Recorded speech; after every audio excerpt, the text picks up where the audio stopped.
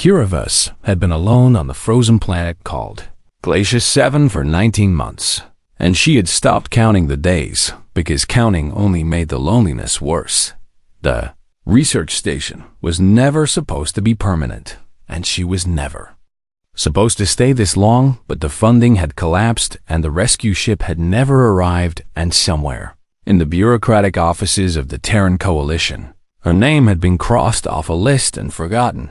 She was a scientist who studied tiny organisms that lived beneath the ice, and now she was just a woman trying to survive on a world that wanted to kill her every single day. The cold on Glacier 7 was not like any cold on Earth, and it was not the kind of cold that made you shiver and wish for a warm drink, but rather the kind that could freeze your blood solid in less than a minute. If you stepped outside without protection, storms raged across the ice sheets for weeks at a time, and the wind howled like something alive, and hungry, and the sky was always gray or white or filled with swirling snow that made it impossible to see more than a few meters ahead. Kira had learned to live with it, and she had learned to maintain the heating systems and repair the oxygen recyclers and grow food in the small hydroponic bay, and she had learned to talk to herself just to hear a human voice. She was stubborn, and that stubbornness had kept her alive when everything else had failed. On the 200th day of her abandonment, she was sitting in the observation dome watching the endless white expanse when something caught her attention, a light in the sky. At first she thought it was a meteor or perhaps some strange atmospheric phenomenon, but then she saw the trail of fire and smoke and she realized it was a ship and it was falling. The vessel screamed through the blizzard like a wounded animal, and it was too fast and too steep, and Kira knew even before it hit the ground that no one could survive. A crash like that. The impact shook the ice beneath her feet, even from 3 kilometers away, and a massive explosion painted the white sky orange and red for just a moment before the storm swallowed the light. Kira stood at the window for a long time, just staring at the place where the ship had gone down.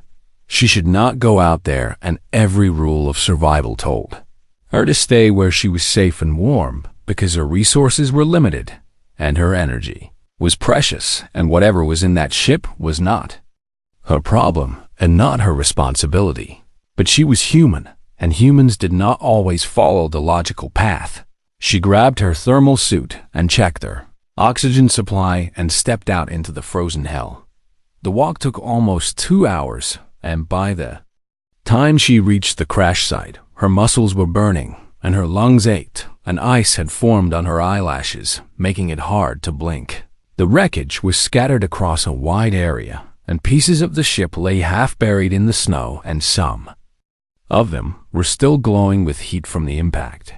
Kira recognized the design immediately because she had seen ships like this in news broadcasts and educational programs, and the curved architecture and the strange bioluminescent hull plating that was now flickering and dying told her this was a Volanthi vessel. The Volanthi were one of the major powers in the galaxy, and they were proud and sophisticated, and they had been traveling between stars for thousands of years before humans had even invented the wheel.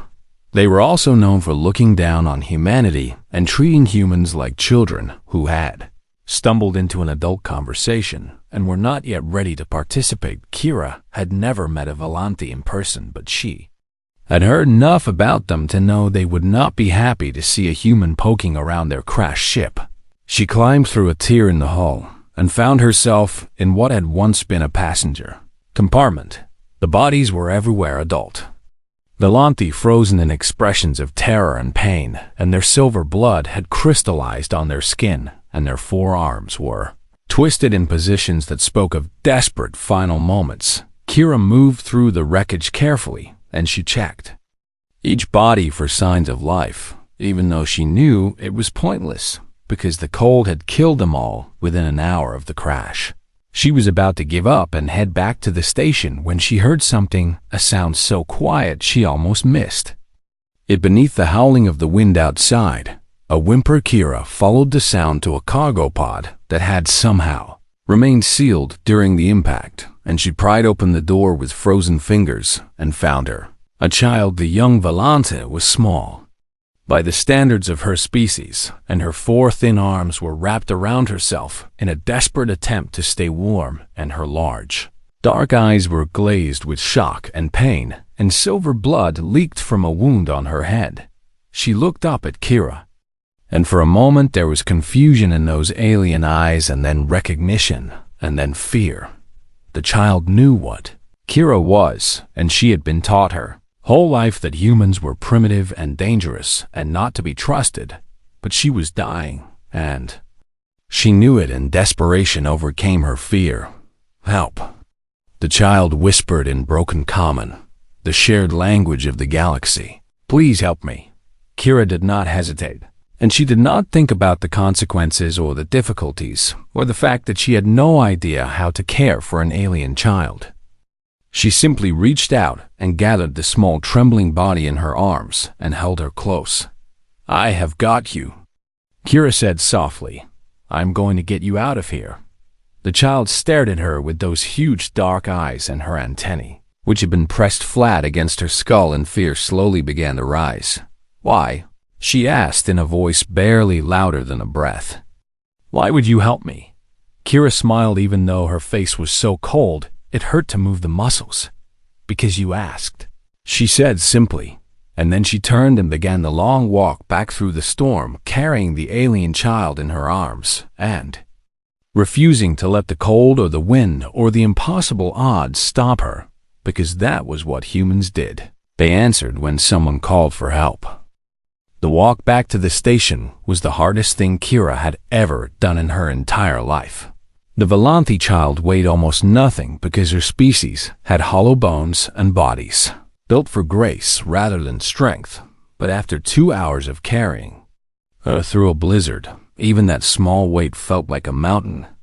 Kira's arms screamed with exhaustion, and her legs threatened to give out with every step, and her oxygen recycler was making strange wheezing sounds that told her it was working too hard to keep up with her labored breathing. The cold bit through her thermal suit in ways it never had before, and she could no longer feel her fingers or her toes, and ice had completely covered her visor, making it almost impossible to see. But she kept walking. She kept walking because there was a child in her arms who was counting on her, and she kept walking because giving up was simply not something she knew how to do. When she finally stumbled through the airlock of the research station, she collapsed on the floor, and for a long moment she could not move at all. But the child was still breathing, and that meant Kira had to keep going. She forced herself to stand and carried the young Volante to the small medical bay and laid her gently on the examination table. The next 72 hours were a nightmare of improvisation and desperate guesswork. Volante biology was nothing like human biology, and their bodies worked in completely different ways, and the medical database on the station had exactly one file about Volante physiology. That file was 3 pages long, and most of it simply said that humans should not attempt to treat Volante patients and should instead contact Volante medical authorities. Immediately, there were no authorities to contact because the communication array could barely reach orbit, and orbit was empty, and no one was coming to help. Kira was alone with a dying alien child, and she had to figure out how to save her with nothing but basic supplies and her own determination. She started with the obvious problems first. The child was hypothermic, and her body temperature had dropped to dangerous levels, and Kira knew that if she did not warm her up soon, she would die. But Volante body temperature was different from human body temperature, and if Kira warmed her too fast or too much, she could kill her just as easily as the cold. She spent hours adjusting the heating system in the medical bay and running calculations and making guesses based on what little information she had, until finally she created an environment that seemed right. The head wound was the next challenge, and it was still bleeding that strange silver blood that looked so alien and wrong. Kira cleaned the wound as carefully as she could and used surgical glue meant for human skin, hoping desperately that it would work on Volante tissue as well. It held, and she allowed herself a small moment of relief. Feeding the child was perhaps the Hardest problem of all, because Volanti ate different foods and their bodies processed nutrients in different ways, and giving her the wrong thing could poison her. Kira studied the files and made educated guesses and modified nutrient paste with amino acids that she thought might be compatible and prayed that she was not making a terrible mistake. She did not sleep for 3 days. She sat beside the examination table and watched the child breathe and checked her vital signs every hour and adjusted the temperature and the fluids and everything else she could think of. On the 3rd day, the child opened her eyes. Those huge dark eyes that had been glazed with shock and pain were now clear and aware, and they focused on Kira with an intensity that was almost uncomfortable. "You are the human," the child said, and her voice was weak but steady. "Yes," Kira replied simply. "You saved me. I tried my best." The child was quiet for a long moment, and her antennae moved slowly as if she was thinking about something very important. "My name is Thessaly of the 3rd chorus," she said finally. "I am 7 cycles old, which is 11 years by your counting. I am Kira Voss," Kira said with a tired smile. "And I am glad to meet you, Thessaly." The child's antennae flattened against her skull, and her large eyes filled with something that looked like despair. "You should not be glad," she said quietly. "You should have let me die." Kira felt her heart clench at those words, and she leaned forward in her chair. "Why would you say something like that? My family is dead," Thessaly said, and her voice cracked with grief. "My ship is destroyed and everyone I knew is frozen in the wreckage, and I have no chorus anymore, and without a chorus, I am nothing." Kira did not fully understand what a chorus meant to the Volanti, but she could see the pain in the child's eyes, and she could hear the loss in her voice. "You are not nothing," Kira said firmly. "You are alive, and that matters. Being alive is not the same as having a life." Thessaly replied. Kira sat back and looked at the small alien girl who had lost everything and who believed that her existence had no meaning anymore. She thought about her own situation and her own abandonment, and the 19 months she had spent alone on this frozen world waiting for a rescue that never came. "Maybe not," she said softly. "But being alive is a start, and as long as you are alive, there is a chance for something better." Thessaly stared at her with those huge dark eyes, and for a moment something flickered in them. "That might have been hope. You really believe that?" she asked. "I have to believe it," Kira said honestly, "because believing it is the only thing that has kept me going." Thessaly was quiet again, and her antennae slowly began to rise from their flat position against her skull. "You are very strange," she said finally. "For a human." Kira laughed, and it was the first time she had laughed in months, and the sound felt strange and wonderful in her throat. "I will take that as a compliment," she said, and for the first time since the crash, Thessaly's mandibles clicked together in what Kira would later learn was the Volanti equivalent of a smile. The first weeks of living together were difficult in ways that Kira had not expected. She had spent 19 months alone, and she had forgotten what it was like to share a space with another living being, and having Thessaly in the station changed everything. The research outpost was small, and it had never been designed for more than one person. And suddenly, every room felt crowded, and every routine felt disrupted. Thessaly had been raised to believe that humans were barbarians and primitives, and everything Kira did seemed to confirm those beliefs in the young Volanti's mind. The way Kira ate was disgusting to Thessaly, because humans chewed their food with their mouths visible and made sounds while eating that Volanti considered deeply offensive. The way Kira slept was disturbing because humans snored and moved around and made noises that kept Thessaly awake at night. The way Kira insisted on personal space was confusing because Volanti were communal beings who lived in close physical contact with their chorus, and the idea of wanting to be alone was almost incomprehensible. But Kira had her own frustrations with Thessaly as well. Volanti culture was built on elaborate rituals and complex hierarchies, and their What rules about everything from who spoke first in a conversation to who entered a room. First to who was allowed to eat, before whom Thessaly expected these rituals to be followed, even though there were only two of them, and even though they were trapped on a frozen world with no one else around.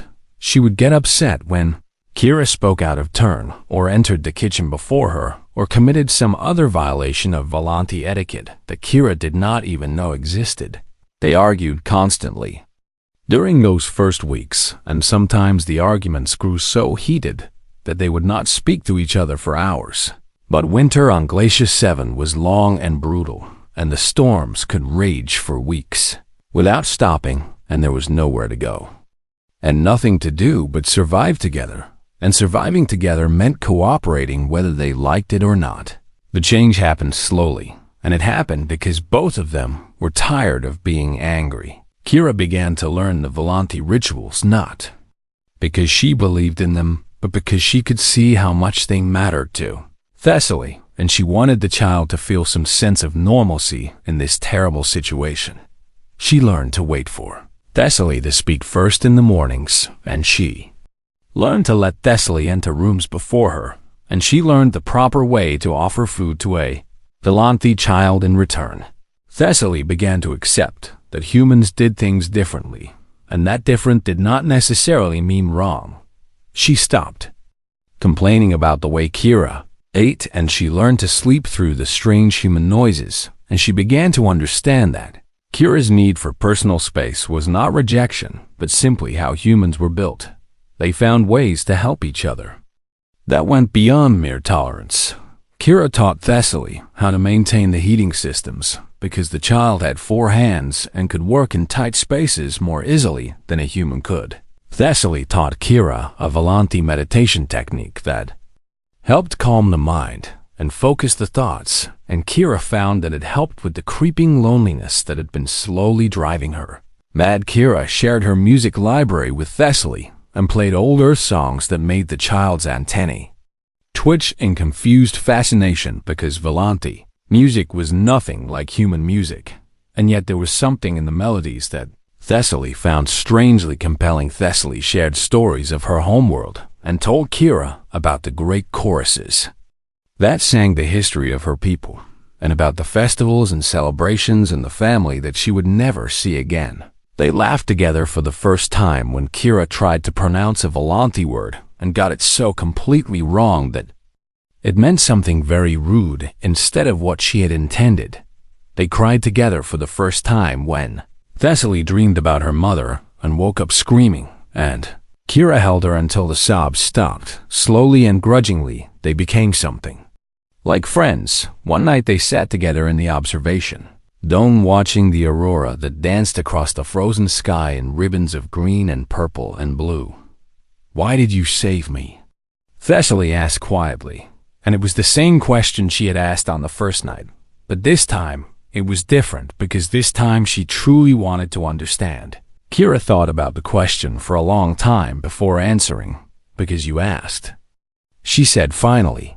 "That is not logical," Thessaly replied, and her antennae tilted in what Kira now recognized as confusion. "You did not know me, and you had no obligation to help me, and by every calculation of survival, I was a burden that you could not afford." "You are right," Kira admitted. "It was not logical at all." "Then why?" Kira smiled and looked up at the swirling lights in the sky. "Because being logical is not the same as being human," she said. "Humans do things that do not make sense all the time, and we help people we do not know, and we take risks that we should not take, and we care about strangers who have no claim on us." She turned to look at Thessaly with warm eyes. "I heard a child calling for help, and I answered, and that is all there is to it." Thessaly was quiet for a very long time, and when she finally spoke, her voice was soft and filled with something that sounded almost like wonder. "I was taught that humans were primitive," she said.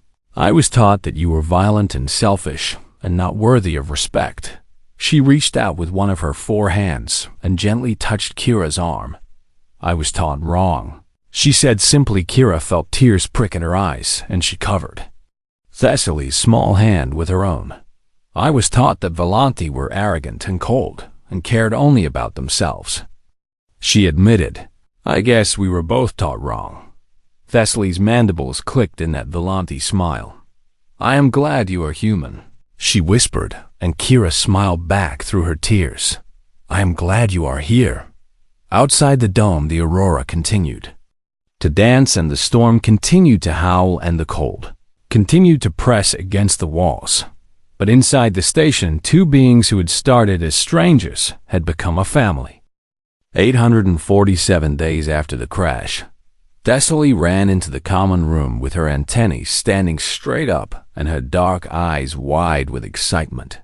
Kira, she called out in a voice that was almost breathless. Kira, you need to come see this right now. Kira set down the book she had been reading and followed the young Volanti to the communications room, where the old equipment hummed and blinked with lights that had not been active in years. Thessaly had become surprisingly skilled with the communication systems over the months they had spent together, and she had spent countless hours scavenging parts from her crashed ship and jury-rigging them into the station's damaged array. Kira had helped where she could, but the truth was that Thessaly understood the technology far better than she ever would, and the child had accomplished things with the equipment that Kira would have thought impossible. Now all that work had finally paid off. Listen, Thessaly said, and she adjusted a dial on the console. A voice crackled through the speakers, and it was speaking in the Volanti language with its musical tones and complex harmonies. Kira did not understand most of the words, but she could see the translation scrolling across the screen, and her heart began to pound as she read it. It was a Volanti patrol ship passing through the system on a routine border survey, and they would be within communication range for approximately 6 hours. Before continuing on their course, they can rescue us, Thessaly said, and her four hands were clasped together and barely contained hope. If we send a signal, they will hear it, and they will come, and they will take us home. Kira stared at the screen and felt something cold settle in her chest that had nothing to do with the frozen world outside. They will rescue you, she said quietly. Thessaly's antennae slowly lowered, and the excitement in her eyes faded as understanding dawned. No, she said firmly. They will rescue both of us. But Kira shook her head and smiled a sad smile that did not reach her eyes. Thessaly, you know that is not how it works, she said gently. Volanti ships do not carry humans, and Volanti stations do not welcome humans, and your hegemony has made it very clear that my species is not ready for a galactic participation. But you saved my life, Thessaly protested, and her voice cracked with distress. You cared for me when no one else would, and you taught me and protected me, and you are my friend. And I am very grateful for your friendship, Kira said. But friendship does not change politics, and it does not change the way your people see mine. Thessaly's mandibles clicked rapidly in a pattern that Kira had learned meant frustration and anger. I will tell them, she declared. I will tell them everything you did, and I will make them understand, and they will have to take you with us. And if they refuse?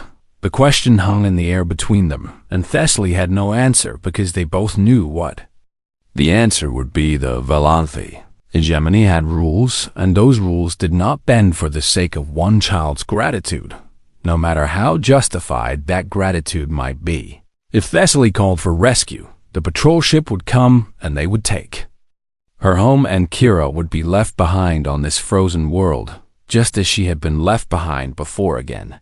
The silence stretched between them, and Kira could see the war playing out on Thessaly's face as hope and loyalty and despair fought for dominance. Call them, Kira said softly. Thessaly's antennae shot up in shock. What? Call them? Kira repeated, and she tried to keep her voice steady, even though her heart was breaking. This is your chance to go home and to see your homeworld again, and to find a new chorus and have a real life. I cannot leave you here, Thessaly said, and silver tears began to form in her large dark eyes. You saved me, and I owe you everything, and I will not abandon you to die alone on this terrible frozen world. Kira knelt down so that she was at eye level with the young Volante, and she reached out and gently touched one of Thessaly's 4 hands. "You are not abandoning me," she said firmly. "You are surviving, and that is what we do, and that is what I taught you." "We," Thessaly whispered. "Yes." Kira smiled through her own tears. "We survive, and we keep going, and we do not give up even when everything seems impossible." "But what about you?" "I have survived this long, and I will keep surviving," Kira said, even though she was not sure she believed it. "And someday maybe someone else will come, and maybe I will find another way off this world." She squeezed Thessaly's hand gently. "But right now, this is your chance, and I will not let you throw it away for my sake."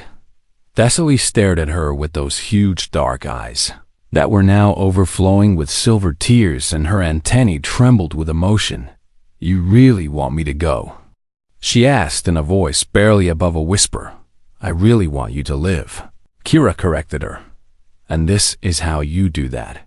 For a long moment, Thessaly was silent, and Kira could see her thinking and struggling and trying to find another way. Then something in the child's expression changed, and her antennae rose with a determination that Kira had never seen before. "No," Thessaly said, and her voice was suddenly firm and clear. "Thessaly, no," she repeated. "You taught me that being alive is not the same as having a life, and you taught me that we do not abandon each other, and I will not leave you behind." She turned to the communication console and began to type, and Kira watched in confusion as the message took shape on the screen. It was a distress call, but it was not just asking for rescue for one survivor. It was asking for rescue for 2. "They will refuse," Kira said quietly. "Then I will make them change their minds," Thessaly replied without looking up. "Because I am Volante, and I am of the 3rd Chorus, and I still have some rights that even the patrol commander must respect." She finished typing and turned to face Kira with those dark eyes burning with fierce loyalty. "You answered when I called for help," she said. "Now I am answering for you." And before Kira could argue, she pressed the button and sent the signal into the void. The Volante patrol ship descended through the storm 4 hours after Thessaly sent her signal, and it was the most beautiful and terrifying thing Kira had ever seen. The vessel was sleek and elegant, with curves that seemed to flow like water, and its hull glowed with soft bioluminescent light that cut through the blizzard like a beacon. It landed on the ice shelf near the research station, and for a long moment nothing happened, and Kira stood at the window watching and waiting and trying to control the pounding of her heart.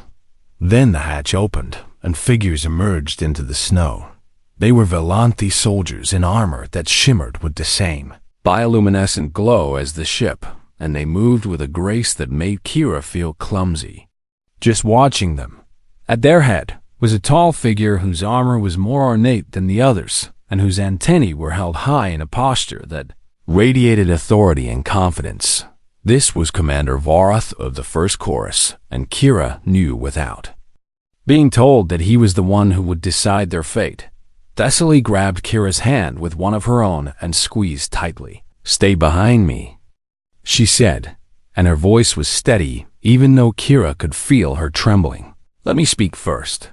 They walked out together to meet the Volante soldiers, and the cold hit Kira like a physical blow, but she barely noticed because all her attention was focused on the commander and his impassive alien face. Varath looked at Thessaly first, and his antennae moved in a pattern that might have been surprise or curiosity. "You are the survivor," he said, and his voice was deep and musical in the way all Volante voices were. "Thessaly of the 3rd Chorus." "I am," Thessaly replied, and she stood as tall as her small frame would allow. Then Varath's gaze shifted to Kira, and his antennae flattened slightly in what she recognized as displeasure. "And this is the human," he said, and there was something cold in his tone that made Kira's stomach clench. "The one you mentioned in your signal. Her name is Kira Voss," Thessaly said firmly, "and she saved my life." Varath was silent for a moment, and his dark eyes studied Kira with an intensity that made her want to look away, but she forced herself to meet his gaze. "The human is not our concern," he said finally. "She is not of the hegemony, and she has no claim on our protection, and we are not authorized to transport non-Volanti passengers. I understand the regulations," Thessaly said, and her voice was calm, but Kira could hear the steel beneath it. "But I am invoking my right as a survivor of the third chorus to make a formal request." Vareth's antennae rose slightly in what might have been interest. And what request would that be? Thessaly took a deep breath, and Kira felt the child's hand tighten around her own.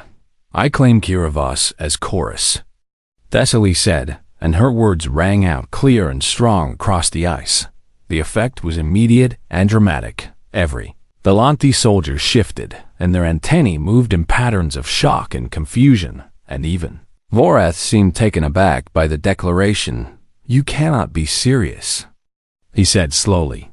"To claim someone as chorus is sacred, and it is not a bond to be offered to outsiders, and certainly not to a human." "I am completely serious," Thessaly replied, and she did not waver. Kira Voss walked 3 kilometers through a blizzard that should have killed her to pull me from the wreckage of my ship, and she stayed awake for 3 days, learning how to save my life with medicine that was never meant for my species. Her antennae rose to their full height, and her dark eyes blazed with conviction. She shared her food with me when she barely had enough for herself, and she gave me shelter and warmth and companionship when I had nothing and no one, and she asked for nothing in return. Thessaly stepped forward and positioned herself directly in front of Kira with all 4 of her arms spread wide in a gesture of protection. "She taught me that being alone is not the same as being nothing," she continued, and her voice cracked with emotion. "She taught me that survival is not just about staying alive, but about holding on to what matters, and she taught me that some beings will answer when you call for help, even when they have every reason to ignore you." Silver tears were streaming down her face now, but she did not stop. "Kira Voss is my chorus," she declared. "She is my family and my friend and my protector, and I will not leave this world without her." The silence that followed was so complete that Kira could hear her own heartbeat thundering in her ears. Vareth stared at Thessaly for a long moment, and then his gaze moved to Kira, and he seemed to really look at her for the first time. He saw the patched thermal suit that had been repaired so many times it was more patches than original material, and he saw the calluses on her hands from years of hard work, and he saw the exhaustion in her eyes and the determination that burned beneath it. He saw a creature who had been abandoned and forgotten and left to die, and who had simply refused human. He said slowly, and his voice was thoughtful now rather than cold, "The child speaks for you, and she offers you a bond that is sacred among our people. And I ask you now, do you accept her claim?" Kira looked down at Thessaly, who was still standing protectively in front of her, and she felt her heart swell with love for this fierce, brave child, who had gone from a stranger to a daughter in less than 3 years. "I would be honored," she said, and her voice was rough with emotion, but steady. Voreth's antennae twitched in what Kira now recognized as the Volanti equivalent of a reluctant smile. "The bond is witnessed," he said formally, "and witness bonds cannot be broken by regulations or politics." He turned to his soldiers and gestured toward the ship. "Prepare quarters for 2 passengers," he commanded. "We are returning to Volanti space with both survivors." The soldiers moved to obey, and Vareth looked back at Kira with an expression that might almost have been respect. "The hegemony will have questions," he said. "There will be those who object, and there will be difficulties and complications that I cannot predict." He paused, and his antennae rose slightly, "but I suspect the answers will be educational for everyone involved."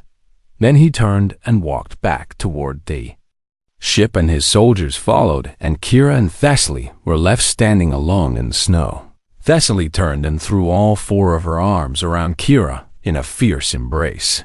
"You answered," she whispered, and her voice was muffled against Kira's shoulder. "When I called for help, you answered, and I will never forget that." Kira hugged her back and felt tears freezing on her cheeks, but she did not care. Always. She promised, "I will always answer."